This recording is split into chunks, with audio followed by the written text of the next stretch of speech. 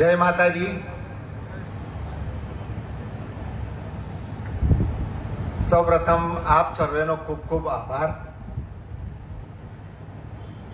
મને નહોતી ખબર કે મેં જે કર્યું છે એને બિરદાવવા કે સાંભળવા આટલી આપણી ગઢવાડાની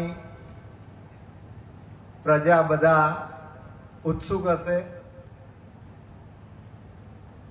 હું સુરત હતો ત્યારે શૈલેષભાઈનો શુભેચ્છા પાઠવવા માટે ફોન આવ્યો અને મને કે ક્યારે આવવાના છો. અને હું જ્યારે ઓસ્ટ્રેલિયાથી આવ્યો અને બીજા દિવસે હું આ બાજુ આવવાનો હતો એટલે મેં કીધું કે હું આવવાનો છું, આપણે મળીશું. એમણે મને એવું કીધું કે આપણે એક ભવ્ય કાર્યક્રમ રાખવો છે અને તમારું સન્માન કરવું છું. મેં કીધું સાહેબ એવું નથી કરવું, આપણે 5-25 મિત્રો મળીશું ને બેસીને થોડીક ચર્ચા કરીશું અને ચા નાસ્તો કરીશું. તેમણે કીધું કે ના, આ જે કર્યું છે તે ખરેખર ઘણું મોટું છે અને આપણી ગઢવાડાના દરેકે દરેક જણાને એની માહિતી મળે, એની જાણકારી મળે અને એ મારો હેતુ છે. એટલે આપણે આને ભવ્ય રીતના કરવાનો છે. પછી એમના આગ્રહને વશ થઈને મેં હા પાડી કે ચલો એ બાને આપણા ગઢવાડા વિસ્તારના જે થિંક ટેન્ક ગણાય એને મળવાનો એક મોકો મળશે.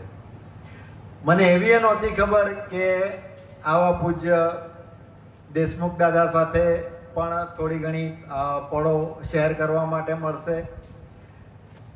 મંચ પર બિરાજમાન જયરાજસિંહ જેવા પીઢ અનુભવી અને આપણા વિસ્તાર માટે વર્ષોથી કામ કરતા રહેલા વ્યક્તિ પણ આજે હાજર રહેશે.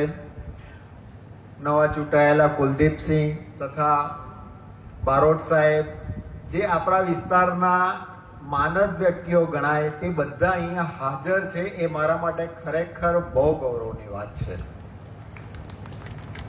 આજે આપ સર્વે મારું જે સન્માન કર્યું એમાં મને દેખાય છે કે આ સન્માન કરતા જાણે તમારા બધાની લાગણી એટલી બધી છે કે તમે પોતે કંઈક કર્યું હોય અથવા તો આપણા વિસ્તારના કોઈકે કર્યું છે, મેં કર્યું છે, આપણે કર્યું છે એવી ભાવનાથી જે આજે તમે અહીંયા ઉપમાં તમારા ઘણા બધા સન્માન થશે, પણ મારી અહીંયા ગઢવાડાની ભૂમિમાં સૌ પ્રથમ મારું સન્માન થયું એ મારા માટે ખરેખર બહુ મોટી વાત છે.